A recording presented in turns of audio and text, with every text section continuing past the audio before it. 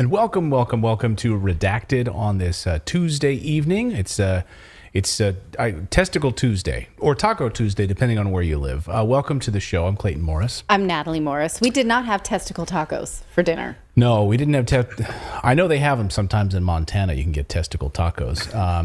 But we're not going to talk about that tonight. But we've got a jam-packed show for you on this Tuesday. We are awaiting whether or not Vladimir Putin is about to speak or whether or not he just went to bed. So all eyes were on Moscow as reporters around the Kremlin were sort of scrambling last minute because of an address that Vladimir Putin was set to give about something major. A couple of major pieces that were set to be talked about this afternoon.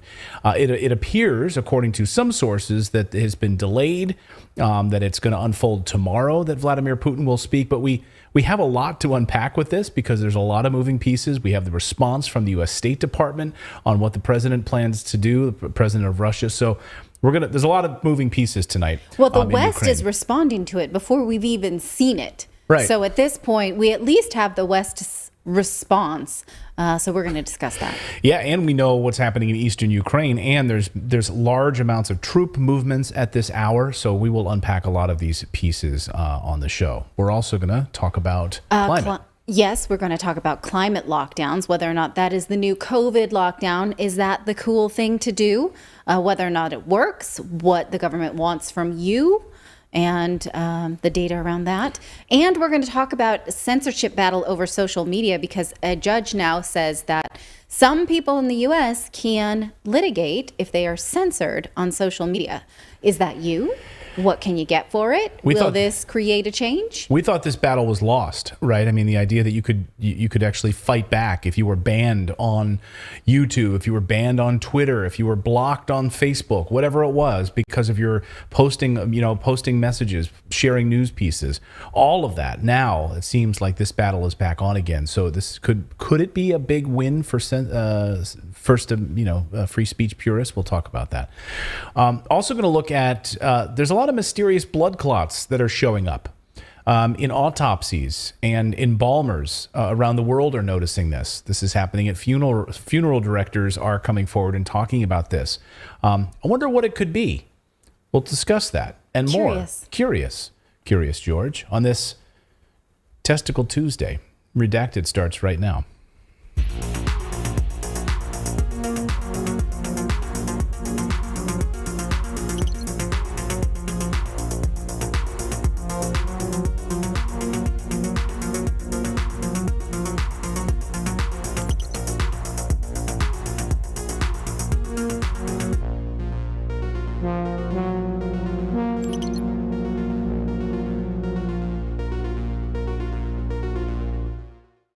Right.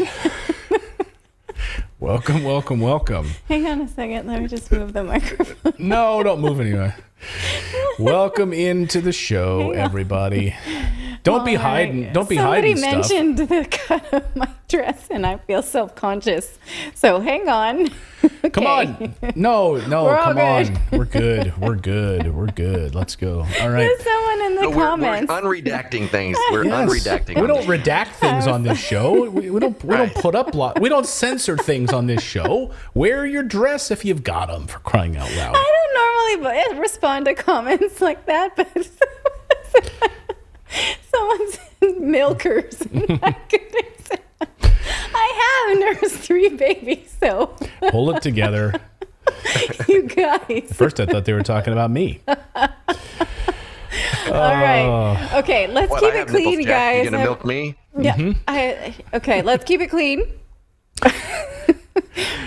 Yes, that person says, "Oh, it was me." All right, welcome to Redacted. Hey, we're a great community here. So if you're new to the show, we are live every day at 4 p.m. Eastern Time. Thank you for joining us. We cover the stories you're not likely to see in the mainstream media. We try to cut through the bullshit, give you the straight scoop, and we seek the truth. So we follow the facts wherever they go. And that we're going to look at the facts tonight regarding this Putin speech tonight.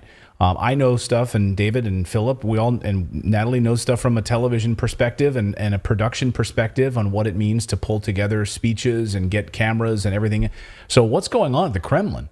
We'll talk about that, and we're going to try to give you the straight scoop on all of that. But we have a daily newsletter that we'd love for you to subscribe to. It's totally free. If you go to redacted.inc, it's not .com, it's .inc, redacted.inc. Click on the subscribe button right there on your screen. And when you click on that subscribe button, you'll be taken to a welcome page, and just put in your email address and make sure that you are added to, just drag it over to your VIP list of your contacts, because you'll get a welcome email from me. Again, so go to redacted.inc and sign up for the old newsletter. It's delivered to your inbox first thing in the morning. Now, it may be that tomorrow we get a broadcast of whatever the Putin speech was supposed to be, because we had word that it would happen tonight. It's fairly late in Moscow, so we don't think the speech will be run, but maybe we'll have it for you tomorrow. Yet another reason to subscribe, because you would see it in your inbox before we get here to the show to talk about it. That's right. That's right. So make sure you're subscribed. Redacted.inc. All right, let's talk about the top story, which kind of blew up our show late this afternoon when reporters started scrambling to get to the Kremlin, because there was apparently going to be a big speech from Russian President Vladimir Putin. A number of moving pieces on this. The Putin was supposed to be speaking. It seems, according to reports, about the breakaway republics, Donetsk, Luhansk, in the People's Republic of, the Donetsk People's Republic, Luhansk People's Republic, in eastern Ukraine, as they are moving forward with independence votes in the next few days. There's a lot of questions about that, but it looks like this national address is delayed until tomorrow, according to the president's former advisor. So this just posted a few moments ago. Sergei Markov, a Russian political scientist who is a close former advisor to Putin, says the president's national address has been delayed until tomorrow. He announced that news on his Telegram channel, and then it was confirmed separately by RT, who simply wrote, "Go to sleep." So this was interesting. He was going to talk about these referendums,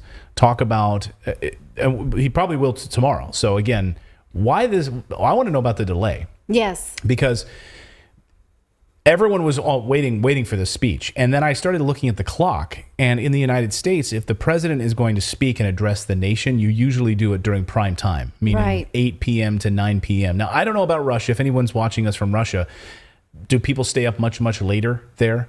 Like in Spain, where they eat dinner at 11 p.m.? Maybe like a national address starts at midnight, like it would in Spain or something. But in the United States, it's usually 8 o'clock, 8:30 at night. Sometimes I think the State of the Union address would start around 9 p.m. or 8:30, 9 p.m. for the president to speak. So I was looking at the clock thinking, okay, it's getting late. And then now we get this delay. So does that, and now of course Western media is all over this. Sky News is saying this is evidence that there's total panic inside of the Kremlin, that they are in panic mode. They don't know what they're doing. It's a total collapse at the Kremlin this hour. Right. There must be some tactical reason, right? Because some reports are that it was already recorded. So we just don't know. Now, what we know is a speculation about what the speech would be about. We believe that it was going to lay the foundation for a much bigger war than just the conflict that is happening in Ukraine. Yeah, absolutely. So we can see that. Like, listen to what they say, but watch what they do, right? That's something we say on the show all the time. Watch what they do. And we are seeing major troop movements tonight. We are seeing huge buildup. We're seeing a movement of, first of all, we're seeing a number of submarines moving out of the Black Sea from the Russian forces. We're seeing the paratrooper division from Syria being relocated out of Syria back to Ukraine and into the front lines. We are also seeing massive rail movements, according to reports just a few moments ago, from Kiev. So Ukraine building up their reserve forces on trains and heading to Kharkiv. So major buildup. What's unfolding? We don't know at this hour. Of course, we don't have, it's dark now, so we don't exactly know what's unfolding. But we do know that all eyes are on a major military advancement from the Russian side into this region. Right. In fact, by some speculation, they may be looking to heavily increase the 200,000 troop force that is there now. I didn't realize that they had this kind of success with just 200,000 troops. That seems like a small number for what they've been able to accomplish. Yeah, well, if you listen to the Western media, it's been a total failure. By the way, so this is how the Western media, can we play this, Philip? This is Western media's take this afternoon. So as we got reports of this speech unfolding and the president to talk about the referendum votes, this is the Western media's take on, I just want you to listen how this news anchor from ABC sets up this story and talks about Russia's attack on Ukraine as being a total failure. Listen. The Kremlin has made a series of dramatic announcements in response to its failing special military operation in Ukraine. Russia says it will hold referendum votes in occupied Ukrainian territory to officially recognize the areas as Russian. Foreign correspondent Tom Sufi-Burridge joining me now live from Kharkiv, Ukraine. Tom, how significant is this announcement, and how could it affect the fighting? This is a dramatic series of steps taken by the Kremlin, Deirdre. Let's deal with them one by one. Firstly, this idea that there'll be these referendums in parts of Ukraine occupied by the Russians right now. So effectively... So the way she sets that up is that it's been a total failure. Right, and he says this idea this idea has been a concern of Ukrainian politicians for almost 3 decades. Right. So this idea that just popped up, right? By many accounts, Ukrainian politicians have been afraid of this since the early 90s. And it's their worst nightmare. Yeah. Yeah, so it's just that's how the Western media does it. Like, oh, it's just an idea. Hey, it was this afternoon. By the way, watch our show from last night where we went through point by point by point talking about the massacre and genocide in Donbass for the last 8 years. Point by point, and I went through it over and over and over again. And so this wasn't just some random idea that popped into their head, right? So this idea that they are going to hold referendum votes to become part of the Russian Federation, that's the idea, right? That Donetsk, Luhansk, and even the Zaporizhia region this afternoon, we got word as well. And Philip, you want to show that? So we got some additional bombing. Zaporizhia vote, let's show that one here. So there's the power plants there that we're seeing. These are the nuclear power plants, the largest in Europe. And now we got word the Ukraine Zaporizhia region is going to bid to join Russia as well. This will be part of it. And again, this comes on a day when this afternoon we saw additional shelling of the nuclear power plant. And of course, one of the big concerns is the water source. Images show damage to pipes of the cooling system at Zaporizhia this afternoon. This is in South Ukraine. This is a result of Ukrainian shelling. And of course, as we had George Eliason on the show, we featured his sound a few months ago where he talked about the major concern, not necessarily the nuclear fallout, although that would be catastrophic. It's the contaminated water, the radiated contaminated water, which would be the absolute most devastating thing for the people around the plant. So now we've got these word from Donbass, the republics revealing the date to vote on to join Russia, which will be from 23rd of September to the 27th of September. This is according to the LPR and DPR leaders. But it was kind of funny to watch the Western response to this afternoon. So these votes, right? These as if they're being forced to vote. Now, if you follow your history at all, you know that this region was dragged kicking and screaming into the Ukrainian nation. They did not want it. It was a bloody fight against it. And since they've been a part of it, they've been persecuted. And so the Western media is treating them like, oh my gosh, they're going to have to pretend that they don't want to be part of Ukraine. Many of them don't, right? It's not for the Western media to tell them what they want. Right. But the Western media's response has been hilarious to this afternoon. They all fell in line with this vote, this phrasing. They were calling them sham elections, sham. Like it came from somewhere. I wonder where it came from. Came right from the White House or White House talking points, and then the Western media started parroting it. You can see it all over social media today using this word sham, but it started here with Jake Sullivan. It is in this context that President Putin appears to be on the brink of pursuing two actions. First, as we've been warning for months, Russia appears to be proceeding with plans to hold sham referenda in areas of Ukraine under its control, and even in areas of Ukraine not currently under its control. So I just want to put a pin in that for a second, like sham. how do you know? Like, what sham? Just because they're going to hold a vote to become independent or to join Russia? Like, why? And why is does the United States condone some places to claim their sovereignty, such as Kosovo, but Donetsk does not get that? And by the way, America is being held up as the arbiter of honest and fair elections. Right. Like, really? Like, we get to tell other people, like, yeah, okay, I love the hypocrisy there. Like, we get to stand and say that kind of a thing. Okay, sure we do. How many elections have we gone through now where we've had all sorts of questionable concerns, right? Look at 2000, George W. Bush and Al Gore, for crying out loud. Just look at what happened in Florida. Went well. What are you that talking went about? well. Hanging Chads my ass. So again, Jake Sullivan saying it's going to be a sham, and then you saw all these tweets popping up, social media following right lockstep with this. Look at this, all these blue checks on Twitter. To be clear, no sham referenda will change Europe's stance on Ukraine, its territorial integrity, nor will it change the fact that it was Russia that invaded sovereign Ukraine. Europe stands with Ukraine. Here's more. New York Post. Russia to hold sham referenda. I mean, they literally got these talking points right from the White House in the same phrasing. Here's another one. AFP news agency. U.S. denounces sham Russian plan. At least that referendum. one's in quotes. So, it's not them calling, Yeah. That's a little better. But this shit also trickled right over to Ukraine, where you have Zelensky's right-hand man this afternoon, Dmitry Kuleba, tweeted this. He said, sham referendums will not change anything. Neither will any hybrid mobilization. Russia has been and remains an aggressor, illegally occupying parts of Ukraine land. Ukraine has every right to liberate its territories, and it will keep liberating them, whatever Russia has to say. Sham referendums. Of course, this is the same guy who won't negotiate with Sergei Lavrov, his Russian counterpart, over peace agreements. They've been ignoring this, and he was confronted by this today, Dmitrio, and he just walked away. Watch this. Going to meet Minister Lavrov here? No. If he decides to meet with you, will you accept? No. No. Peace? No. I just walk away.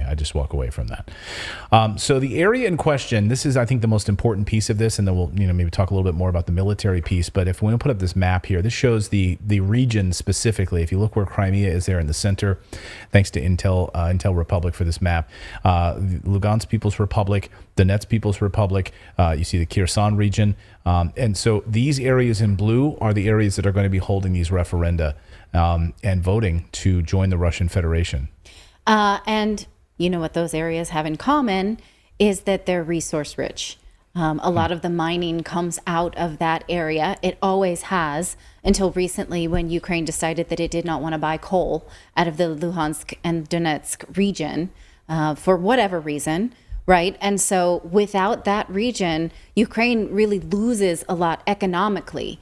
A lot of, the miners there, they send in their resources. They make very little money. A lot of the resources go into Kiev. They don't get very much back by way of infrastructure or quality of life. Right. Right.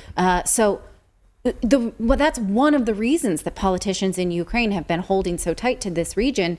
If it goes into Russia, which is by many accounts already resource rich, right? They don't want Russia to have control over this area that has a good amount of coal and other natural resources that are actively being mined in a dangerous way, I might say. I think the statistic is like 4 people die for every however 1,000 pounds of coal. Like, it's dangerous. This is a very contested region for a reason. Right. I'd love to hear in our chat, Susanna Mack just made a nice comment. She said the people of the Donbass have been wanting this for 8 years. Yeah, it's 4 lives per million tons of coal produced in that region. So the people there have been wanting this for 8 years. I'd love to hear the people in our chat right now in our comments. We are live. Yes, we're live every day at 4 p.m. Eastern time. So please subscribe. You can chat with us if you're a subscriber. That's so we can slow it down a little bit. But just let us know in the comments right now. Do you think that this is a smart move by the People's Republics of Donetsk and Lugansk to declare their allegiance to the Russian Federation and join? Yes, no? What are your thoughts? Give us some comments. I'd love to see that, because I want to talk about the military side of this before we move on. And will any it more? Western powers acknowledge if it doesn't go Well, we their do way. know already that that's not going to happen. So this afternoon we heard from Jake Sullivan, right, David? That Jake Sullivan at the White House saying, absolutely, we will not recognize these regions ever. Okay, ever. We will not recognize these regions ever. Okay, so again, that's what the United States do. They care? As long as they have security and peace, do the people of Donetsk, Lugansk, near the nuclear power plant, do they care if NATO recognizes them as Russian? I don't think NATO has done them any favors so far, so I don't think they're going to hold out for that praise from Daddy. No, and later this afternoon, actually, we heard from NATO too. NATO chief says that Russian votes in Ukraine are further escalation of war. So that was this afternoon from NATO. But then what reasonably does a politician expect them to do?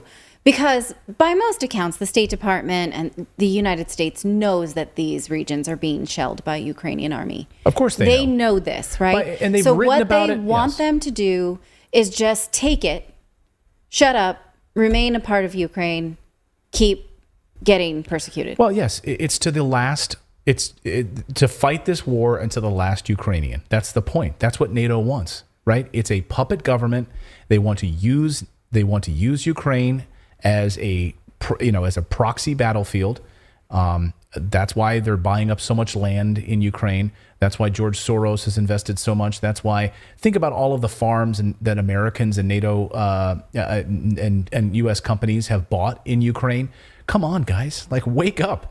This is a country that is literally being used by NATO to fight to the last Ukrainian. And now they're bringing these reserve forces from Kiev to get on the trains and drive straight into battle where they're arguably going to be surrounded and destroyed in the next few days. So what will Putin announce tomorrow when he actually does give this speech? Will it be a recognition of these referenda votes, perhaps, or largely? And then will he also announce a major offensive militarily? Maybe not. He's going to announce something like that, but all the pieces are starting to come together. Earlier today, Putin met with his military-industrial complex. Now, vastly different than the United States military-industrial complex. This was earlier today. He sat down with the leaders of the Russian military-industrial complex, and he said he wanted to thank them all for what they've been able to do on the battlefield. He says basically we've spent about $6 billion on weapons so far in this war. NATO, he says, has used up almost all of their reserve weapons, which is true. By the way, the Pentagon confirmed as much, did they not? Yes. They've used up all of their reserves. He said, so with our investment in your fantastic weapons, we've been able to basically destroy all of these NATO weapons. $6 billion. I want you to think about that for a second. They've spent $6 billion on their weapons for this war and building up their weapons stash for this war. Think about what the United States alone has spent sending to Ukraine. Yes. I mean, upwards of $80 billion at this point. With another 15 on the way. That when you just opposed the story we did in the newsletter this morning about how the Army is telling soldiers to use food stamps because they can't buy the food legitimately outright. Well, it's legitimate. I didn't mean that word. I apologize. They can't buy food with the salary that they are given. Right. Because they were only given I think it was between 2% and 3% raise last year. And next year, the proposal is only a little over 4%. Inflation is 8 to 9%. So we care a lot about the military, but not about military personnel. And that to me is shameful. These are the people who are risking their lives. And they're now being told you can't even get a living wage. Sorry. So the United States is expecting a major move by Putin in the next 24, 48 hours. Again, it's very interesting. If you're just joining us, the Russian president was set to give a speech tonight. We had that from multiple sources in Moscow on this, and then they delayed it. Then, of course, Western media jumped all over it and said that this is a sign of panic. And it's a kind of funny move, right? Like let your adversaries just freak out, and then you didn't even say anything, right? It's kind of, and then you're like, thanks. Now I know exactly where you're going to go with this. Now I'm going to say what I was going to say. It's kind of like it's kind of like a hey, I'm going to speak when I want to speak move. I mean, it's kind of like hey, we got everyone riled up. you know what? We're not ready for it. We've got a few more things and moving pieces. I'm going to go to bed. We'll figure this out tomorrow. Yeah. Or it is a shit show. Like, I'm just saying, we don't know, right? Unless anyone watching right now literally is in the inner circle of the Kremlin, we don't know. We can only go on the reports that we have from close Putin advisors who are saying it's been delayed. But you have to think something big is coming with all of these troop movements that are happening and these referenda votes and the concern from the White House today. So we will continue to follow this. Make sure that you're subscribed to the channel, please. Make sure you smash that like button. When you do that, it pushes us further out into the algorithm covering the stories that the mainstream media does not want you to see. We've got more news to get to. We are going to cover one of the biggest stories. This was really set to be our top story today. Until Putin decided to give a delayed speech. We're going to talk about these climate lockdowns. So get ready for lockdowns. They're already starting. I've been warning you about this for weeks on this show, have I not? It's going to be used as the new form of lockdown. Climate lockdowns. Forget COVID. That's yesterday's news. Climate lockdowns are coming. So we're going to go through the details on that. Very, very troubling news on these climate lockdowns. We're also going to look about how there's a big censorship battle still unfolding, and there could have been actually a big win for free speechers out there like us. So we'll talk about that. And we're also going to look at the blood clots, mysterious amount of blood clots showing up in bodies. As embalmers are looking at these bodies, they're noticing weird blood clots that they're having to pull out of these veins. Really, really troubling, and we're going to tell you why that is coming up. Well, we're going to try. Yeah. But first, let's talk about these climate lockdowns, shall we? So we've been warning you on this show for, months now, that the next step for these globalists is to implement a climate lockdown. Forget COVID lockdowns, because you ain't seen nothing yet. The World Economic Forum and Bill Gates have been pushing this new mission. Coming soon, climate lockdowns, The Hill asks. The mission, of course, is to remove fossil fuels and meat from our diet. They plan to force automakers to do away with combustion engines, force companies to implement long-term work-from-home strategies, get as many people off the roads as possible, keep them at home, Zoom calls, do as much as you can. The way Bill Gates paints the picture, those pesky those COVID lockdowns were just the warm-up act. I mean, think about this for a second. He says they hardly move the needle for climate change, Bill Gates says. Think about how many people were home, how many flights were canceled, how many cars were not on the road, how many trains were halted as a result of it. He says that was peanuts. Don't get too excited about it. Here's Bill Gates. He actually pushed for this new lockdown on his website. He has a post called "COVID-19 is awful. Climate change could be worse," he writes. And he says, and I'll save you from having to read the whole thing like I did. I'll give you some of the highlights. He says, "Sure, COVID was bad, but it was great for the environment." It wasn't, though. In a study, 49 researchers used 12 models to run 300 simulations of COVID emission reduction. And here's what they found, that they could not detect any associated impact on temperature or rainfall. So it did, in fact, plummet emissions, but it did not actually result in an impact on temperature or rainfall. So emissions went down, but it did nothing. Emissions went down, but only for the duration of which people were in lockdowns. And then since, by some measures, like China increased emissions by 4% when lockdowns ended, although I know in some places lockdowns have not ended in China. But very few people would willingly reproduce what we went through in 2020, right? And so emissions actually went back up. But even during those times when researchers modeled that if we reproduced that behavior, it did not actually have any impact on temperature or rainfall. I mean, someone says, Bill has one hell of a God complex. Someone else in the chat just asked, why isn't Bill Gates in prison yet? Good question. Well, he actually he did a whole long piece on 60 Minutes about how he loves the environment so much and he's so bullish to invest in things that will help save the planet. And when asked, well, do you not use a private jet? And he goes, no, I do, but I buy offsetting credits. So he's telling us that we need to go back to the anguish that we felt collectively during lockdowns, even though there is no proof yet that it actually worked not to reduce emissions. It did reduce emissions, but that in and of itself didn't actually impact temperature or rainfall. So then should we all just buy more credits? We could use all of his money, buy all the credits, and then we can all do whatever the heck we want. Right. It reminds me of plenary indulgences, right, in the Catholic Church back in the day. They don't have them anymore. I think it was, I don't know what year you could buy plenary indulgences, right? Catholics, let me know. But you could, basically, rich people could, they could do sinful things, and then they just could buy things and get credits, basically, like carbon offset credits. It exactly is that. You could get sin offset credits with the church. That's how it used to work. So back to this Bill Gates piece here. COVID-19 is awful. Climate change could be worse. And he writes, COVID was bad, but it was great for the environment, which Natali just took the wind out of. He also writes, because poor and middle class people were locked down at home, we reduced our carbon emissions by just 8%. Bill Gates says that's nice, but that's not enough, he writes. He says, basically, we need to 10x our lockdown approach. The only way to do this, that 8% was nothing. We need to 10x it. Of course, it's not surprising then that shortly after that, Bill Gates started pushing these new climate lockdowns on globalists at the World Economic Forum, his favorite buddies, and they started pushing them as well. They all got together. He crafted a book around this idea.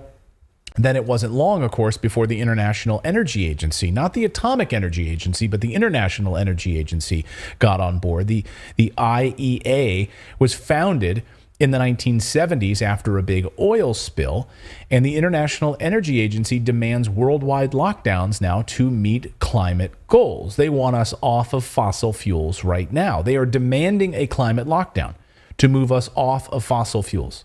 So if we just live in villages, right, and just walk to the local store, like in Back to the Future 2, right, in these sort of like... Back to the Future 2 or 3? What's the one where they're in the Wild West? That's 3. Yeah, excuse me. 2 is in the future, when they go to the future. Yes. You know what I'm saying here. Okay, this reference may be dumb to many of you watching, but you know what I'm talking about. Yes. So we need to go back to sort of like that type of village living. Yes. Is what they want. We need to go back to the Future 3. Okay, but again, I'm going to point out that COVID lockdowns also reduce GDP. And when you reduce GDP, you increase poverty in the poorest regions, which results in lower quality of life for the poorest among us. Right. And so what it seems to me is that these globalists don't want an increase in GDP. They don't want to elevate everybody's lifestyle. They don't want a more empowered population. No, they don't. Of course they don't. They want, again, this is the plan, right? They want poor and middle class to be in total control, right? Yeah. Total control, and they led by a group of globalists. That's been the plan all along. Think about it. I was just going to say really quick, they got rid of 200,000 small businesses that were competition for the big box stores. So now the big box stores, they had the lower prices while they were competing with the mom and pops. But now that the mom and pops are all gone, they can charge whatever they want for anything. Yeah, they control everything. They control the entire supply chain. And by the way, when they do these lockdowns, it's not about the rich people. It's not about the Targets and the Amazons and all of that. They get to skirt any kind of laws they want, right? It is the small hair shop. It's the small pet store. It's the small restaurant that gets slammed, right, and gets run out of business. That's exactly what happens. Well, this is something that's been This started in the 90s. I know I've brought this up on the show before, but it's been a sticking point with me since the 90s, like the late 90s. And that's that when the environmental movement sort of like took off in the mid to late 90s, it was really about personal individual contribution. Like you had to recycle, you had to, not let the water run while you're brushing your teeth. But there's if you add up everything that individuals have done on an environmental scale, it's nothing compared to a week of Nestle. Yes. Just operating normally. Yes. Yeah. And so it's but it's still our fault, but we can't, we have the least impact, but it's our fault. We have to do something about it. Well, I mean, just look at the military. Bitcoin mines too. Look at the military. That's the point, right? The military, and think about the carbon footprint of the military and what they do every afternoon, and we couldn't even, as human beings, we couldn't even come close to what the United States military does if we want to start calling it out, but we will never call it out. Right? Because they get an exemption. They're not a part of this plan at all. Of course not. So they recently had a discussion after this Bill Gates, after this meeting, the International Energy Agency came together and started demanding these climate lockdowns and how to make this change. They recently held a discussion on climate change and how to accelerate this plan. Not surprising that they invited as their special guest one Bill Gates. And during this conference, Bill doubled down on doing something dramatic. Governments need to spend a lot of money, but we need way more than that. We need something dramatic, a world locked down. Listen to what he says. As you just said. Yeah, I thought that report was very important because, the IEA does such a good job of, tracking what's really going on with energy usage and then projecting out that unless something dramatic happens, both on policy and innovation, the amount of energy we'll be getting from hydrocarbons, even out in 2030, 2040, 2050, will still be very large. And so to have your group come out and say, well, to achieve these goals, here's milestones. Yeah, here's milestones, right? So we're going to follow these milestones. And if we don't meet them, we need to keep pushing for more and more lockdowns. Like, these are the milestones we need to reach. And the only way we're going to do that is if everyone stays home. And by the way, their 10-point plan is amazing. Like, don't go to work. Don't use cars on Sundays. Make sure that you stay in your local community. Don't leave outside of your local community. Don't own a car. Don't own a second car if you have multiple people in your family. Don't own a second car. Of course, I'm sure the rich people will comply with all of this. It'll just be the poor people that everyone will be in on the same, right? We'll all be together on this. Well, if Bill Gates, if he's on par with the United Nations goal to cut emissions by 1.5%, here's some research from Bjorn Lundberg's book, False Alarm. He says, if we are going to do that, this 1.5% goal, right, we would need to cut emissions by 7.6% every year in the 2020s, right? So during the lockdowns, we hit about 4 to 6% reduction in carbon emissions. Now, I know many of you have a problem with using carbon emissions as the metric, but the United Nations does. So let's just use it, right? So in 2020, if we only hit 4.6%, we didn't get to that 7.6% that we would need to make any impact on temperature reduction. Not only that, we'd have to do it every year. So we failed in 2020. We have to go 7.6% lower in 2021. We didn't do that. We're not going to do it in 2022. So basically, they're saying that in 2020, it should have been worse. And we need to have twice as much of an impact in 2021 and 2022, right? So even the lockdowns we already went through were not good enough. We need to have voluntarily doubled their impact, which I guess meant not ordering on Amazon, not ordering Uber Eats. Well, right? doubled is one thing. He's basically calling for 10x that. So forget doubling, because that really only gets us to 16% emissions reduction is based on Bill Gates's numbers, his math that he highlights in his study. Yeah. Right. So we really need 10x it to get there, to get close to 100% or even 90% reduction. Right. That's what his plan is. By the way, so this speech that Bill Gates was invited to do was called a fireside chat. I just want to put this up on the screen. This was the actual name of their event. Bill Gates and a fireside chat. It's with Breakthrough Energy founder. So they called it a fireside chat. Does anyone else see the irony here in labeling this a fireside chat? Yes. How exactly are you going to have fire without fossil fuels or wood? Right. Or deforestation, right? Also, we're going to gather up around the fire and have a little fireside chat with Bill Gates. Maybe he has one of those computerized Yule logs behind him, because he doesn't look like he's anywhere in a space. Maybe it's a fake. It's a fake fire. It's just a fake fire with electricity.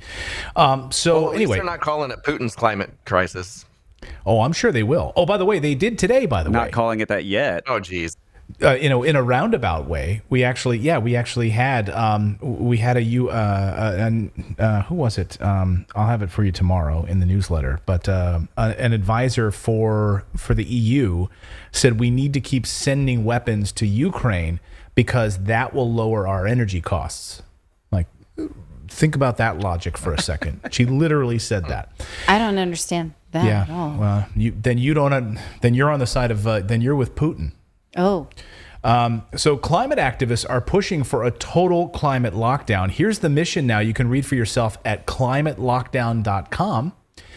Yes, a website admission called climatelelockdown.com. Here's their website with the hashtag protest in place.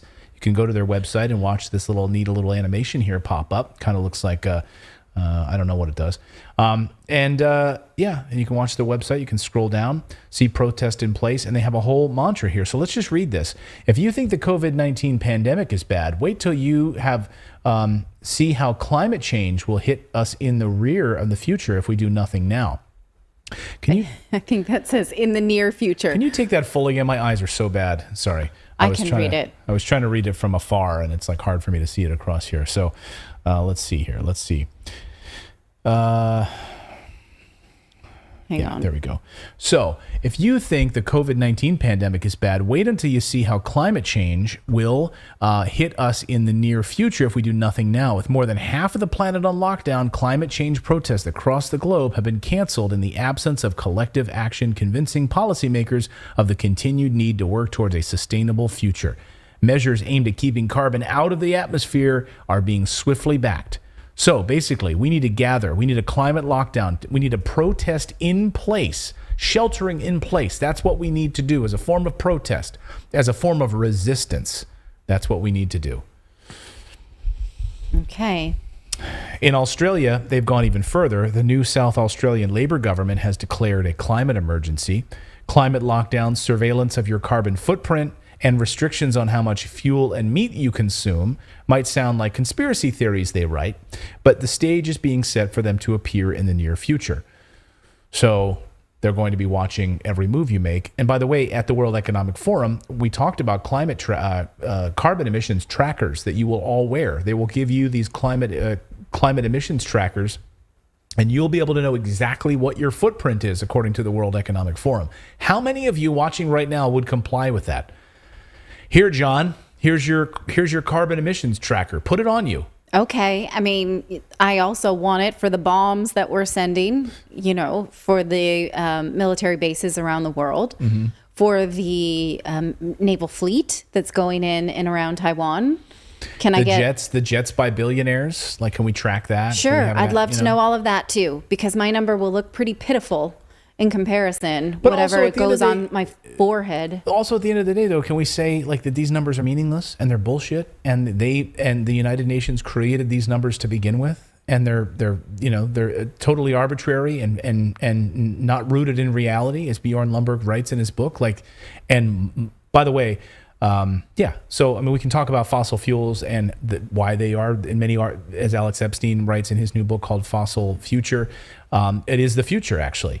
And to get rid of fossil fuels is the death of a society. If you remove fossil fuels, you're literally killing people as a result. We're watching it in real time happen right now in Europe. You're seeing people having to forage for wood, and then, oh, by the way, they're being told they're not allowed to burn wood now. Yeah. They're being told they can't do that. So what are you going to do? Just freeze? Just put on an extra blankie. What does it mean for our health? Don't forget what lockdowns actually have done to us. Lockdowns crushed poor people. They crushed the middle class. Here's the Gray Zone writing, flattening the curve or flattening the global poor, how COVID lockdowns obliterate human rights and crush the most vulnerable people. Or what it meant for our health, right? Or our children. We do studies every week here on some kind of effect of lockdowns, which harmed children, harmed, yes, all of these sort of collateral damage. Yeah. I mean, this new study concludes lockdowns caused at least 170,000 excess deaths in the United States. The study conducted by the National Bureau of Economic Research found that there were conservatively 170,000 plus non-COVID excess deaths in the United States through 2020 and 2021. And Dr. John Campbell just yesterday did a video on how in the UK these numbers are replicated. I think he said that they are 15% higher than previously reported. That's not surprising at all. Because the numbers, by the way, the numbers have been conflated all along around COVID numbers. So again, now that we have these excess deaths, what is going on here? Now we're going to start to see, as these governments they've been trying to hide this data for so long. The real numbers are going to start to come out, and it's going to be absolutely troubling. In the UK, lockdowns and children. Natalie just talked about children. Look at this. Deadly outbreak of children's hepatitis linked to the lockdown. Infants may not have been exposed to viruses because of restrictions during pandemic, says UK health chief. Hepatitis. I'm sure that's nothing to worry about. And last week, we got our first glimpse of the climate lockdown policy in action in California. This is our first real, I think, example of, forget COVID lockdowns, what climate lockdowns look like in California. It's a playbook that, as the Federalist writes, is right out of the COVID playbook. COVID response playbook is coming to an energy crisis near you. Journalist Sean Fleetwood writes at the Federalist, says, and he says a few key things here. Quoting now, he says, while barely managing to keep the lights on, the energy crisis unwittingly exposed the nation's overdependence on unreliable green energy. Much like President Joe Biden, Newsom and California Democrats have all but declared war on the fossil fuel industry and have pushed the state's residents to adopt renewable sources of energy. He then goes on to say that Democrats are pushing the language of COVID. You're noticing this over and over again, that we all need to do our part. You're going to hear that a lot.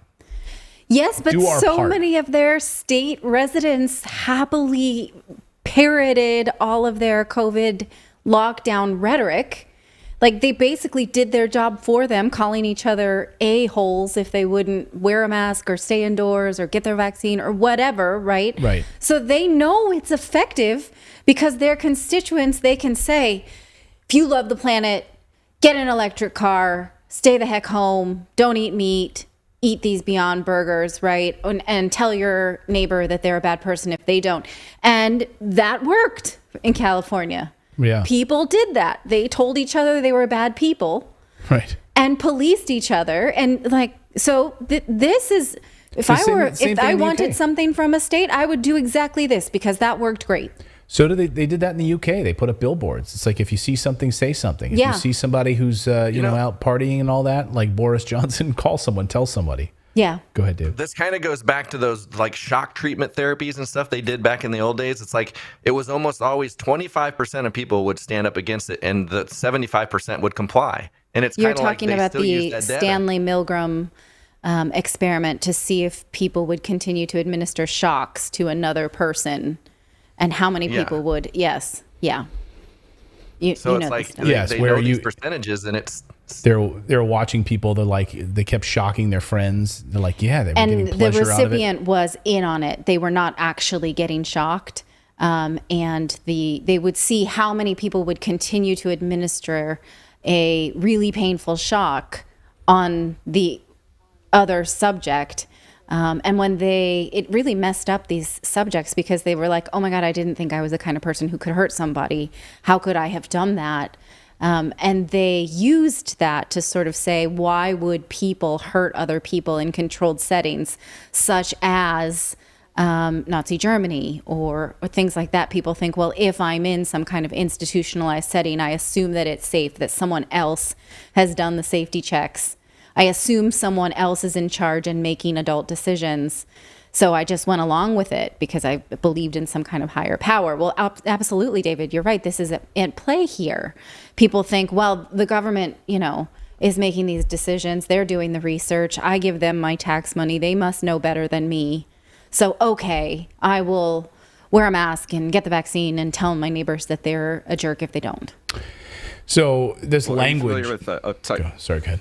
I was going to say, are you familiar with the Stanford prison experiments as well, where they took a bunch of students and they split them into two groups, and one got to be prison guards and the other got to be like the prisoners. And it was like this whole thing scheduled out, and it was about 2 days before it got so out of control they had to like stop the whole experiment because just like the prison guards, the students that were prison guards had just become sadistic by that point. Yes. And these were just like regular students. That's unbelievable. We showed you the IRS video where they're pretending to be fake IRS agents, like at college campuses, and armed fake IRS agents. They're like, get on the ground, get on the ground. You're like, my God, they're just college students going through like a little tutorial. Like they're not actually even armed agents yet, and they're pretending because they can play this role of like having this authority. It's crazy. Yeah.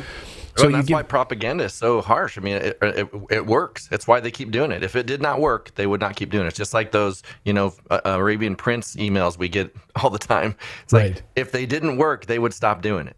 Yeah. Yeah. So this language is pretty strong. And the Democrats, he says in this piece, if we go back to the piece, the COVID response playbook coming to an energy crisis near you by Sean Fleetwood. And he says Democrats are pushing the language of COVID, that all we need to do is do our part, stay home, fight back, do our part. You're going to see this language over and over again. Fleetwood says, quote, sound familiar? It should, because the same do your part rhetoric coming from California Democrats is the same language used by politicians and health bureaucrats all over the world around COVID lockdowns as justification for orchestrating the greatest assault on Americans' freedoms in modern history. And not just Americans, of course, all over the world, from Australia to the UK to everywhere, right? To Canada, you name it. Gavin Newsom. So the question, why is Gavin Newsom creating, but it's all because it's all part of the plan. This whole thing is part of the plan. And so you see it in action with Gavin Newsom in California. Why is he creating a water and energy disaster? It's a good question. Over the past months, Gavin Newsom has quietly been starving California of power and water.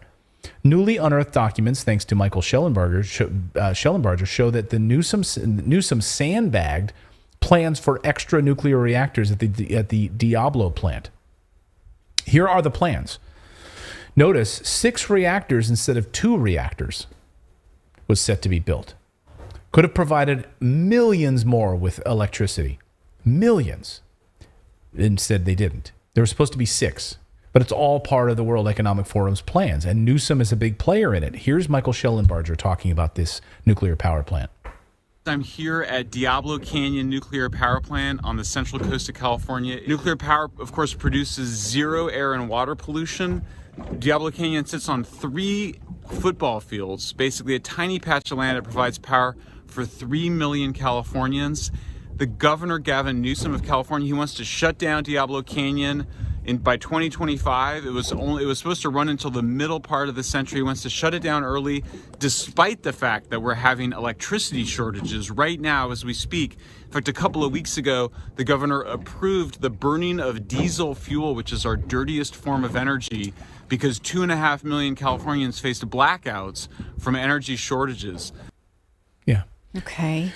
So again, they'll take it, and they don't have to have these. They have the plans in place for the water plants, the desalination plant, and so California has a man-made crisis right now of electricity, lack of water, all because of leaders. All because of leadership there. There's no reason why. They have plenty of plans in place that they could have done it, and they've been sandbagged time and time again.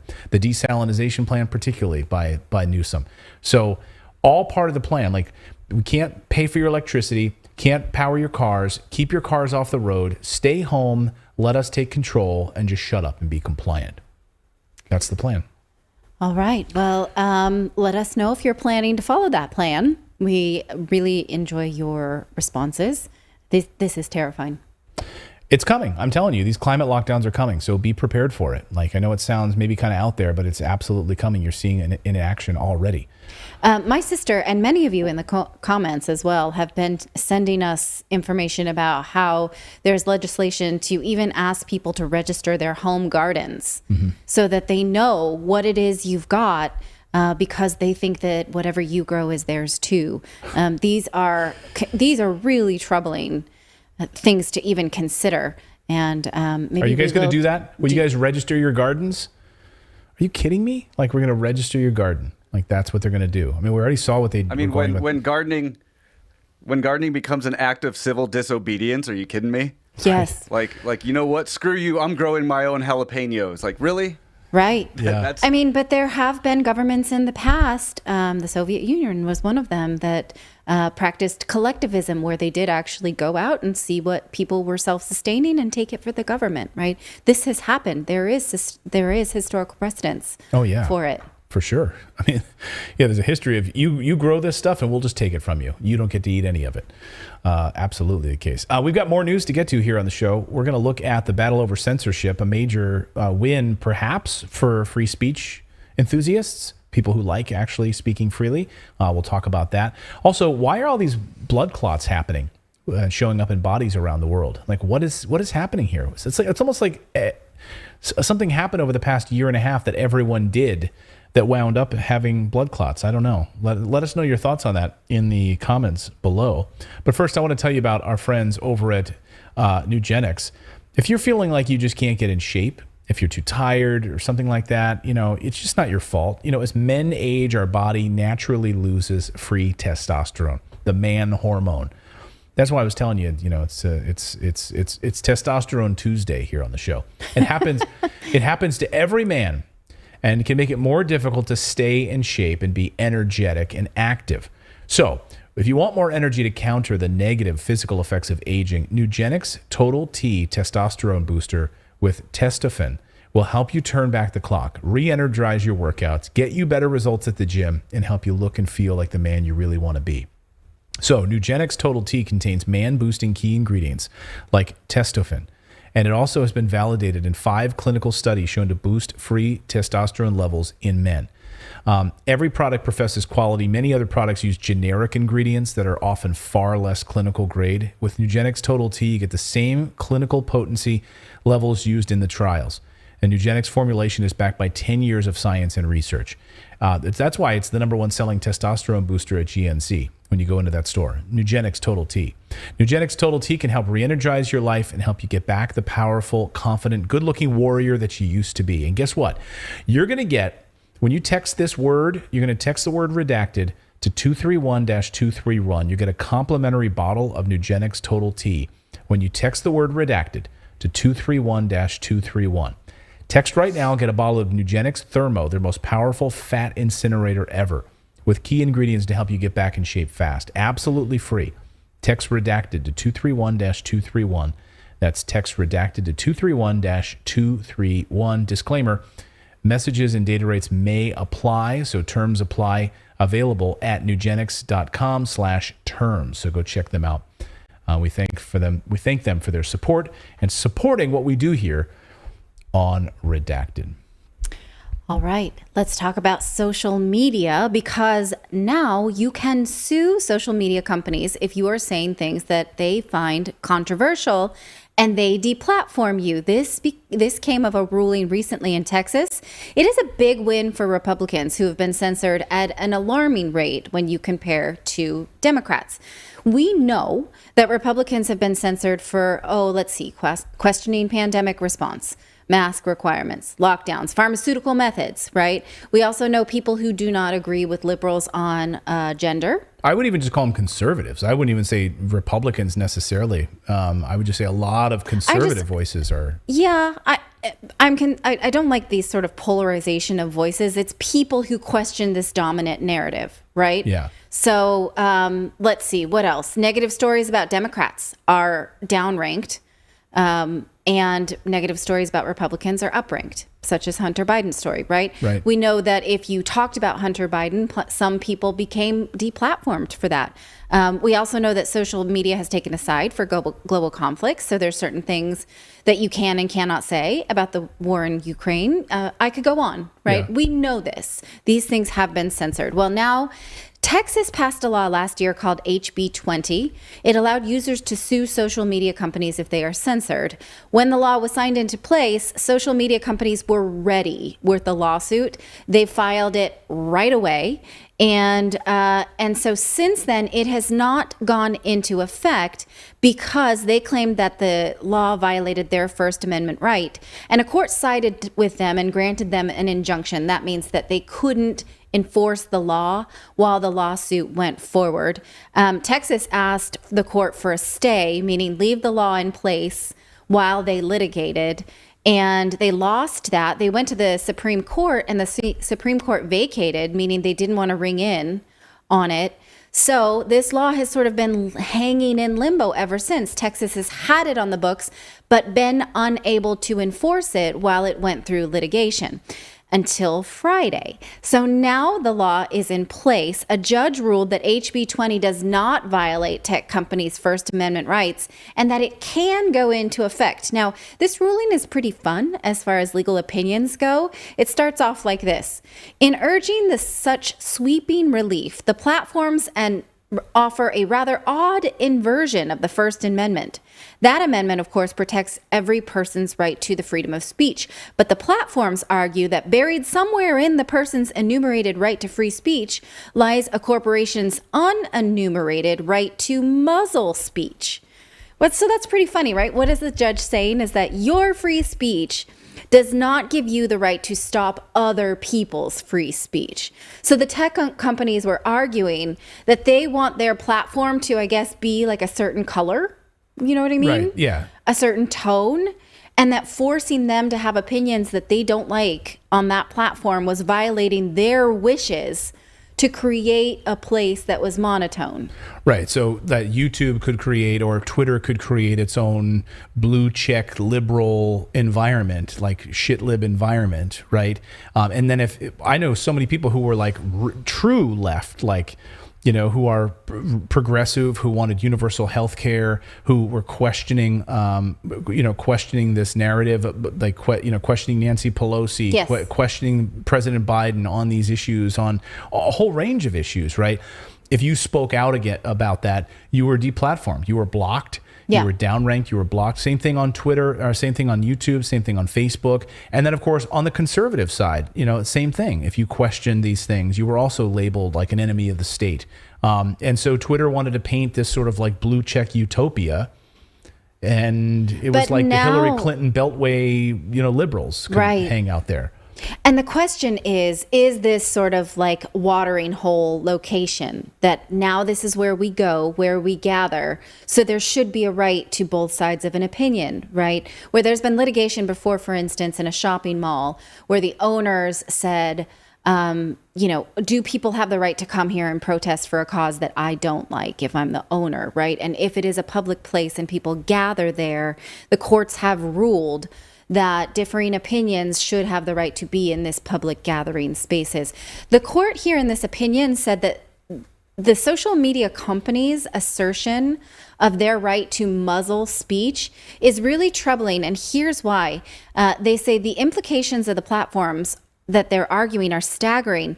On the platform's view, email providers, mobile phone companies, and banks could cancel the accounts of anyone who sends an email, makes a phone call, or spends money in support of a disfavored political party, candidate, or business.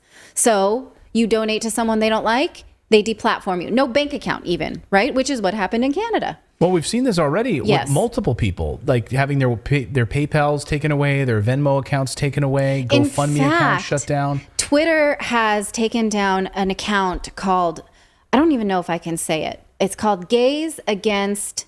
Yeah, don't say it. I'm not going to say this. It's against something that, okay. And they have recently been deplatformed on Venmo as well, and PayPal. And I think it's a pretty benevolent cause.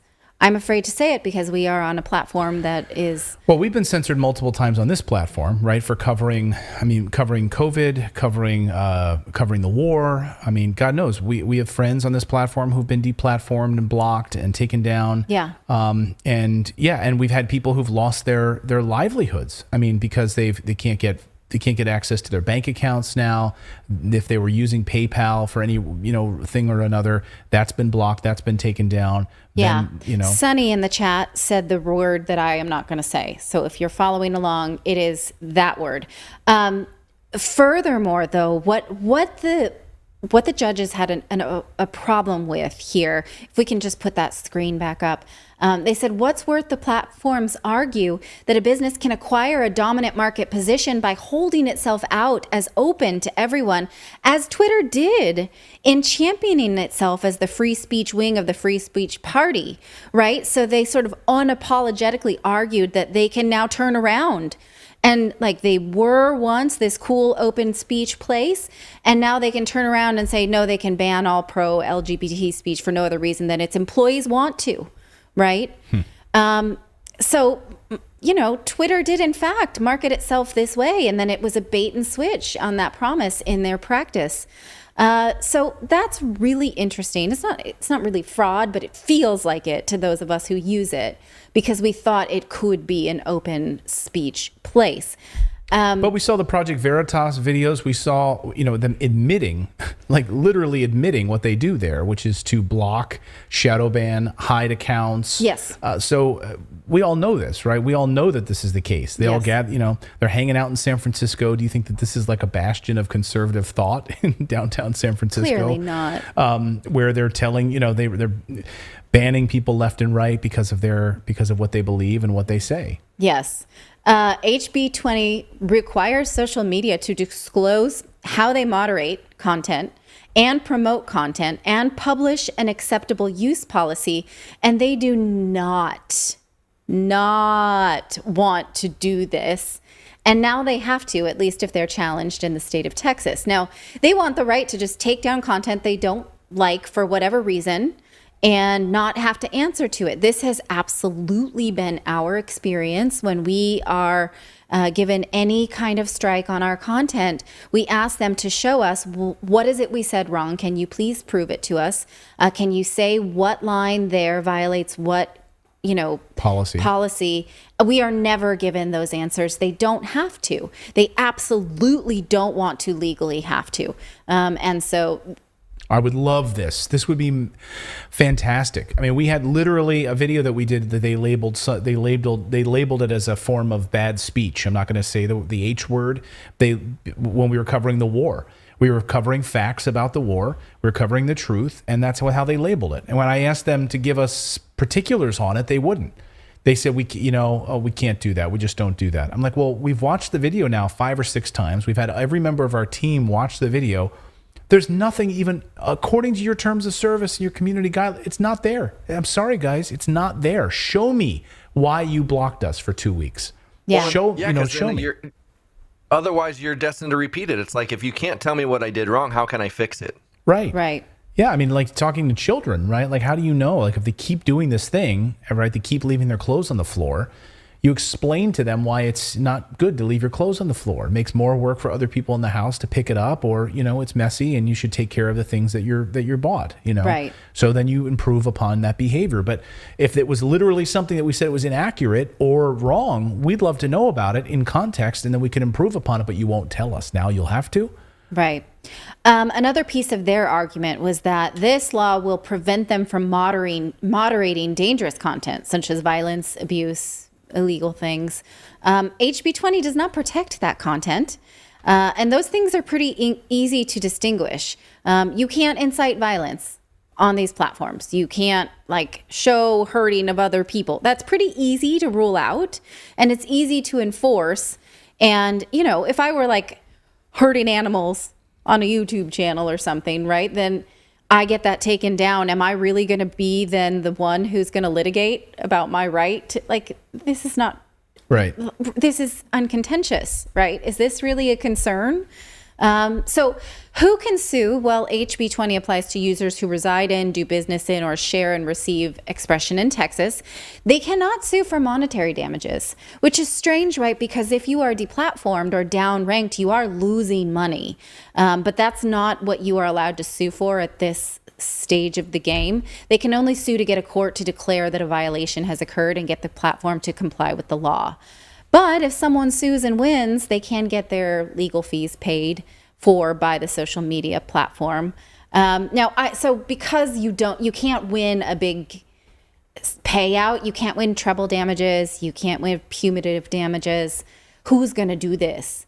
I absolutely think there are wealthy conservatives in Texas who will want to do this, if for no other reason, to get a look at the communications that you see in a lawsuit around why do you downrank this content? What is the internal conversation about why this content is downranked? What is the data that you use to decide that this content is not acceptable? We may see, like we're seeing in the lawsuits in Canada now, that they had none.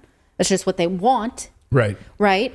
And so I do think that this will go places. We will see litigation. I absolutely am going to pop some popcorn for it. There's going to be there's a bunch of big media companies, conservative media companies, that are in Texas on purpose, right? To be there because they believe it's it's one of the freest states, et cetera. Yeah. You have companies like the Daily Wire and others who are there. I would love to see them stir the pot and sue these guys and find out Sure. I want to find out why they see got what blocked. happens in discovery when they are asked to say, why did you downrank people who questioned these things, right? Or why this politician over this politician? Florida does have a similar bill, SB 7072, that is currently being battled. It is not being enforced right now. It was also struck down in courts. This law, though, in Florida requires tech companies to give users a 7-day notice before they censor their content and provide a, quote, thorough rationale explaining the reason for any censorship. So Florida can, and I assume they will, use this ruling in Texas to fight their battle to put SB 7072 back in place. And we'll see where that goes, but this is by no means the end of this. The tech companies have signaled that they do have the appetite to take this all the way to the Supreme Court. Well, and look, Supreme Court usually sides with big business. At the end of the day, and in most cases that come before the Supreme Court are commerce-related bills. They are big business versus the little guy, and most of the time the big businesses win. But we do have a conservative Supreme Court. Yeah. And this strikes right at the heart of conservatives, but also many people on the left and the far left, I believe the real left, have been crushed by this. And so I think it'd be interesting to see what this does in the Supreme Court. I would love to see this. Yeah. I will anxiously await with popcorn with you. Right. We've got more news to get to here on the show. I wonder if we'll... Sorry, go ahead. Sorry, I was just going to say, I wonder if we'll see some kind of geo-blocking then coming through from some of the tech companies. Rather than mess with any of the litigation in Texas, just if you have a Texas IP address, you can't access YouTube. Oh. It's something they could do. Yeah. Yeah. I mean, yeah, they could absolutely do that. And then you'd have so many people jumping on and using, ExpressVPN or something else. I'm curious about jurisdiction here because when the Texas abortion ban went into place, it gave civilians the right to litigate on behalf of abortions that had nothing to do with them, right? And the first one came, I think, from Alabama. So there are ways to get around that jurisdiction. It's over my head. I don't understand how, but I do think this will bleed through state lines. Well, we do have more news to get to here on the show. We're going to talk about these blood clots and the mystery surrounding them and what doctors and undertakers are saying around the world.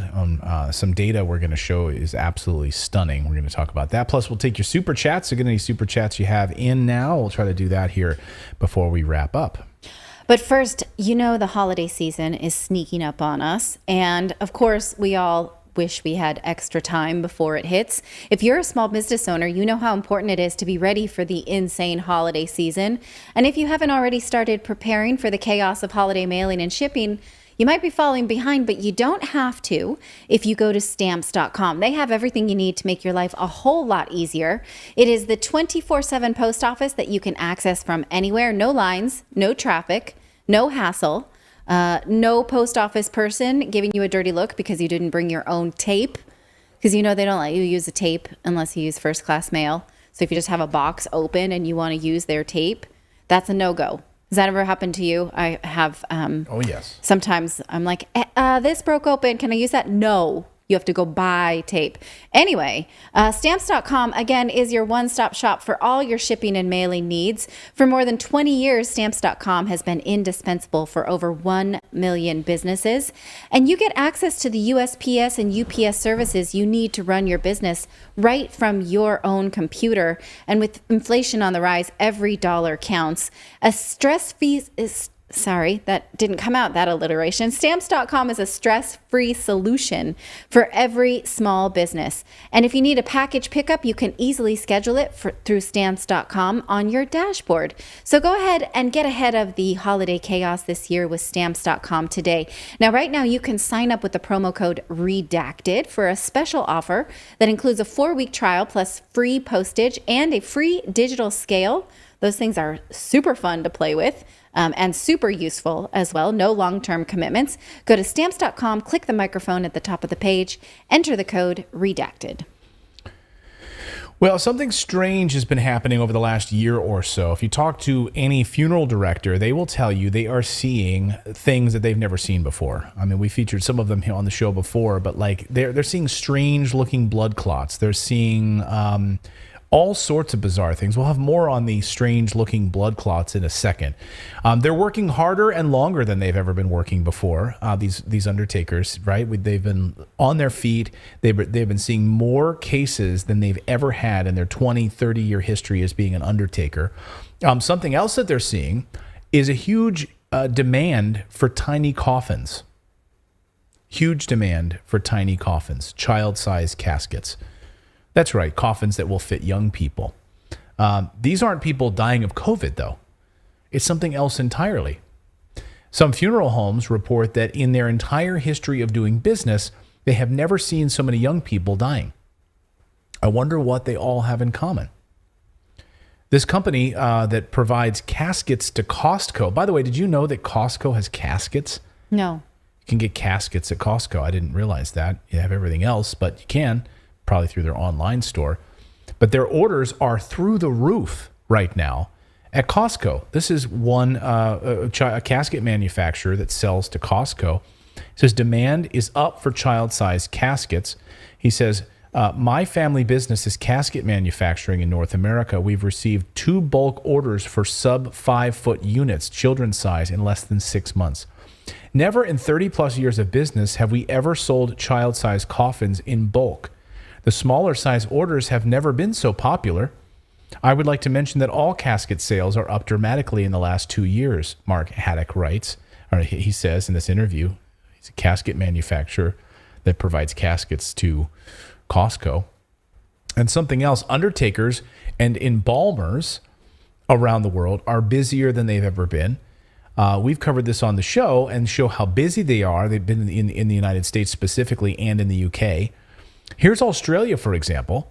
According to the Daily Mail, undertakers are busier there than ever. This week, this new story out this week, undertakers are run off their feet with abnormally high numbers of Australians dying, and not just because of COVID. Right. Again, Dr. John Campbell has been covering this unrelated deaths that they call unexpected deaths. Is how we define it. It's things that, normally the government and health professionals have a baseline of how many people they expect to die of things that are not along the normal curve of flu season or aging or things like that. Traffic accidents around the highway, around the holidays, that kind of thing. And those unexpected deaths trend a certain way. And we are now seeing them tracking up to 15% higher in most Western nations. Unbelievable. Someone in our chat just said, ask how a florist is doing lately. This woman in our chat says she was a florist. And yes, we do know that. We covered that story a couple of months ago here on the show. Florists are providing wreaths like never before for funerals. They've had just an incredible uptick in that. So these things go hand in hand. Again, what could it be? What could be causing all of this? Turns out that so-called COVID deaths weren't really that at all. John O'Looney, UK funeral director, actually saw a decline in deaths in 2020. Fewer deaths in 2020 than even in 2019. But then at the start of 2020, Big Pharma rolled out some kind of big answer and the pandemic, and then everything changed. Here is UK funeral director John O'Looney. Listen. December came and went. We were doing funerals. It wasn't busy. In fact, even despite the great effort they made in care homes to bump the numbers up, overall 2020 was quieter than 2019 for death rate. And the vast majority of funerals we do in the UK are cremation funerals. I would estimate around 95% of them are cremations, and the odd 5% would be burials.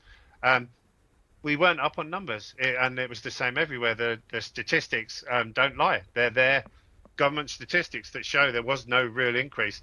And it kind of got to the point where I said to a few people, I began to smell a rat. We weren't being told the truth. And I said to people, I bet the death rate soars in January when they began vaccinating, and everybody laughed at me. They said, "No, don't be so stupid. You're mad." And we came back to work on the 2nd, and on the 6th they began vaccinating, and the death rate was extraordinary. I've never seen anything like it as a funeral director in 15 years, and neither has anyone else that I've spoken to. And it began exactly when they began putting needles in arms. Okay. And there's something else. Thousands of cases of myocarditis, which is an inflammation of the heart. We've known about these problems, and of course, so did the CDC. They reported them. Here's a report on myocarditis, or on members of the military specifically, which the CDC was well aware of. And specifically, we knew the adverse effects on soldiers back in 2021. Listen. From January through the end of April, the military administered 2.8 million doses of the vaccines from Pfizer and Moderna. A new study describes how 23 service members later developed chest pain and sought medical attention. Tests showed it was myocarditis. Myocarditis is an inflammation of the heart muscle. And typically, this is seen in response to an infection. Dr. Christian Ramers is with Family Health Centers of San Diego. There's like 15 or 20 common offenders. Things like chickenpox can do it. Things like enteroviruses that cause infections in kids can do it. Last week, the CDC said there was a likely link between a few hundred cases of heart inflammation and the vaccines, and the military study adds more evidence. They found all 23 cases were in men. All happened within 4 days of vaccination, and most happened after the second dose. When the researchers broke down the numbers after the second dose, they say they'd expect to find between 0 and 8 cases of myocarditis from other causes. Instead, they found 19. Thousands of cases of this, right? And it's gotten so bad now that they're doing damage control. This is unbelievable. Watch your screen. Watch this. They're doing damage control. Oh, sorry.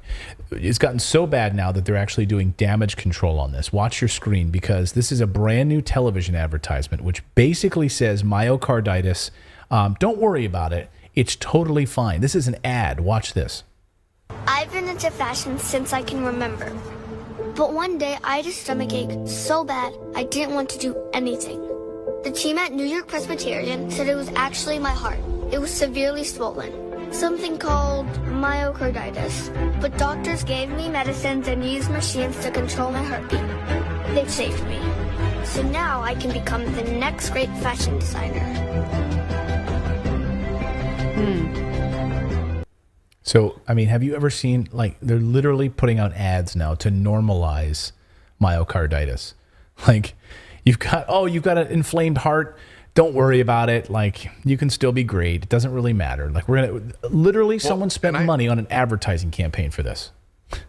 I saw an article and I was like, okay, when I saw this article, I was like, I knew at some point they were going to try to spin this a different way. And it said that it was actually COVID that was causing myocarditis, but then that got pulled back. And I've not seen any more information about that because I think there's too much data for them to try to push that narrative at this point.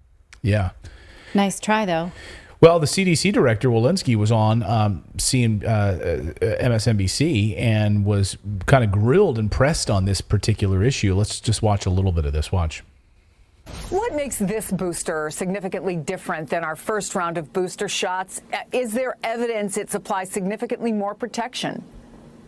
Yeah, this is a really important question. For the first time now, we have a shot that actually targets exactly the variants that we have circulating right now. So about 88% of our variants are BA5, about 11% BA4. And right now, this updated shot is half the original strain and half that BA4, BA5 strain, what's targeted to that BA4, BA5 strain. The laboratory data suggests that this updated vaccine will perform better against the circulating strains we have right now, that it will perform better against other circulating variants that may come, and that it won't sacrifice anything in terms of protection of the original strain. So we're in a much better place with this updated booster right now. Dr. Paul Offit, an infectious disease and vaccine expert at the Children's Hospital of Philadelphia, he's also a member of the FDA Advisory Committee, has been critical of this updated booster. He says that a healthy young person really is unlikely to even benefit from a booster dose.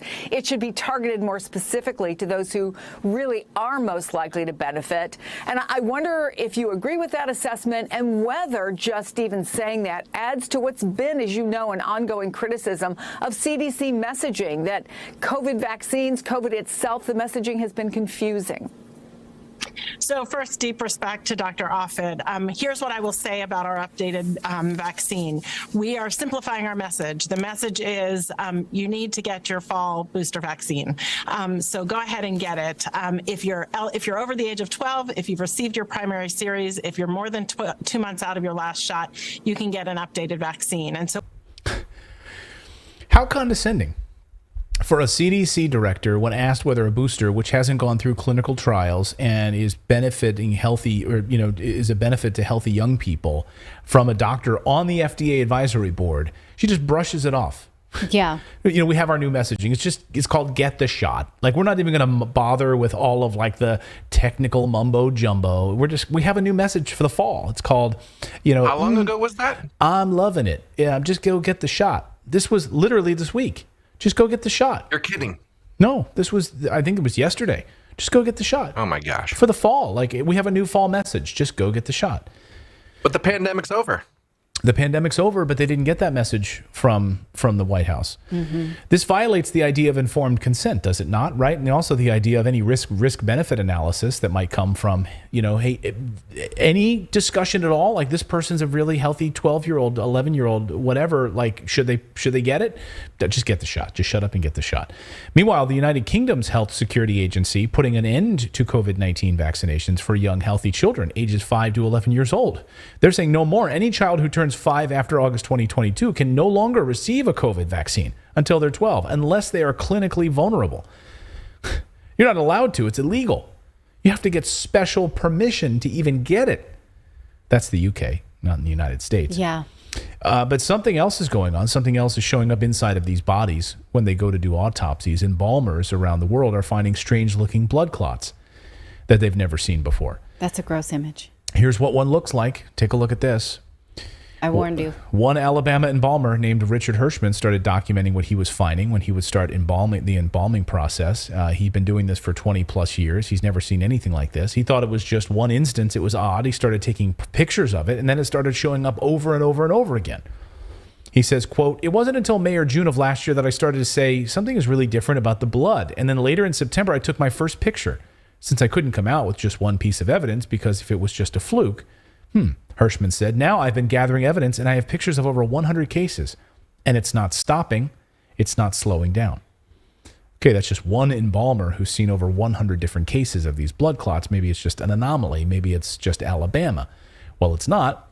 As we reported on the show, Israeli authorities were well aware of the risk of the AstraZeneca vaccine, the blood clotting from that. And AstraZeneca is not allowed in the United States. The FDA also warned against, of course, getting the J&J vaccine after the clotting risks. FDA restricts J&J's COVID vaccine because of blood clot risk, and of course now it's no longer available and gone. And conditions around the heart and heart inflammation as well. So all this to say, it's just the fall, just go get the shot. That's our new messaging around here on Redacted, It's what other like catchy little slogans can we come up? Just do it. It's the fall. Just go and do get it. your shot. No, that's taken by Nike. Oh, we can't say that. Okay. Do whatever you, I can't think of anything. A hokey pokey. You do. You like that one? Go get your hokey pokey shot. Watch more propaganda television. And you turn yourself around. That's what it's all about. I just can't get over this ad. I can't get over that they're spending money on propaganda ads, letting you know that it's okay to have an inflamed heart. That like New York Presbyterians, like, yeah, it's fine. Look, just be, I know you got this. But let's not sort of lose that that's a pharmaceutical solution to a pharmaceutical created problem. Right, of course. Don't worry about it. You will take these things and you will be compliant, and we will track you and watch you, and that's all fine. We got the solution to the problem we may have created. Unbelievable. Well, and if you want to go down a rabbit hole, go to Rumble, because you can't find it anywhere else, and look at men's soccer players and myocarditis. Yeah. And that whole thing, because that is a very interesting story, to say the least. Yeah, Kit Clarenberg, writing at the Gray Zone, has been doing some great reporting on that specifically, and you can follow Kit has been a guest here on the show, but follow him on Twitter and you can see about that, because it's not. How are these like healthy soccer players suddenly having this issue? Follow that. Unbelievable. We're going to take your super chats in just a second. So please get your super chats in. Any questions you have here, we'd love to try to fire them up. But first, I want to tell you about our friends over at Indeed, because your business is your dream. You want people to share it, and you have the skills to help it grow. Find them faster with Indeed. So what I love about Indeed is it's the hiring platform where you can attract, interview, and hire all in one place. Instead of spending hours on multiple job sites searching for candidates with the right skills, Indeed's a powerful hiring partner that can help you do it all. Find great talent faster through their time-saving tools like Indeed's Instant Match assessments and virtual interviews. With Instant Match, over 80% of the employers get quality candidates whose resume on Indeed matches their job description the moment they sponsor a job, according to Indeed data. One of the things I love about Indeed is it makes hiring all in one place so easy. Because, again, when you have that instant match, you get a whole list of candidates that you can then, you don't have to weed through all of these different resumes and take your, it's right there in front of you. And frankly, you just don't have time to deal with all that. So it's right there in front of you to make an easy decision. Indeed helps star applicants shine with over 135 assessment tests, from cooking to coding. Indeed assessments help take the stress out of the interview process. Your candidates get to prove themselves before the interview and you can even dive deeper. You can, before the interview, you can actually spend more time talking about what's important to you rather than just wasting time with meaningless conversations when you're actually talking to an employer. Indeed assessments, you can select from the skills that matter to you most. They have 100 different hard and soft skills tests to post on your candidates right there. So you can follow all of that. It's unbelievably powerful. Join more than 3 million businesses worldwide that use Indeed to hire great talent fast. So start hiring now with a $75 sponsored job credit to upgrade your job posting at Indeed.com/redacted. Offer is good for a limited time, so you can claim your $75 credit now by going to Indeed.com/redacted. That's Indeed.com/redacted. Terms and conditions apply. If you need to hire, you need Indeed. All right, let's take some super chats now from folks. If we have any super chats. Is David there? We have some. Grab the. David was there just like a bit ago. Like 5 seconds sorry. ago. I was muted. That was my bad. I said, yeah, we do. I was like, why are they ignoring me? I was about to grab the mouse. Chris Bow. Putin's pre-recorded speech will be broadcast tomorrow morning at 8 o'clock Moscow time. Okay. Leo Titian, if Clayton is wearing cool office shirt, shake my I don't know what SMTH is, shake my something head, is really going on in the world. Adding sunglasses will increase drama effect. What terrifies you the most from the latest news team? Redacted. Okay. Just that I'm wearing a button-down shirt. It was a new shirt. It's almost fall, and I thought it'd be nice to wear a, Yeah, you look nice. I noticed it. I like it. Yeah, I thought so too. Mikkel Larson, love the show, guys. You hit the airways 2200 in Denmark, and it has become a daily routine for me to watch your show. Keep up. Love you guys. Oh. Peace. Oh, thank you so much. Thank you for letting us be a part of your nighttime routine. Oppenheimer Ranch Project. Boom. Raymaker, wake up normies. The same elite we are fighting in the West are the same ones supporting Ukraine and pushing for a war. No more. Peace will prevail. I hope so. White Lightning 777. Any where you vote for people can be rigged, and most in Eastern Europe are exactly that. The size of Russia's economy versus USA and NATO disfavors Russia. Economies win wars, not elections. Okay. Ronald Jarvis, enough is enough. Hans Storybo, Bill Gates is the one that should be locked away. And then we got Bart Van Bos and Simon Lai with super stickers. Thank you. Thank you very much. Hans, during COVID lockdown, the CO2 kept rising on Momoa, even with near to none flights in the air. Okay. That's interesting. Ian, Americans, in my view, are rapidly reaching the breaking point with this government and world elitist. What's the first step for change? The first step. Throw them out and don't let them have power. I mean, if we have strong governments, you're seeing some of the sovereignty and strength in certain countries that are saying no. I mean, like in Brazil and other countries that are standing up. You have certain African nations that are standing up to the WHO, the WEF, and saying, no, we don't want this. We're going to vote against this. We're not going to give power over to these globalists, these unelected globalists. So I think it honestly starts at the ballot box. It starts with, revolutions in these countries. Well, I just had a conversation I went on a date last night. I had this conversation talking about, it's social media, I believe, is the first step. Like, their propaganda falls apart because we have people that can be out here verifying things now. They tried to discredit them. So they've been trying to censor social media, and it's all about money. And so that hasn't been working, and they're probably not going to get away with doing that. So now that's why they're going to start focusing on space. Because we can't verify that. We can't send people up to the moon to verify there's aliens, so it's like they've got to find this way to be able to still make money. So, but I feel like social media has helped really, make them so they have lost a lot of power. Yeah. Was that a fun conversation to have on a date? It was. And she brought it up. It was funny because she actually watches the show. And oh. Hello, David State. Yeah. Strange universe. Lower the temperature. Seriously, do some research. Please understand how stupid all this CO2 garbage is. No, we don't all agree. It's a problem.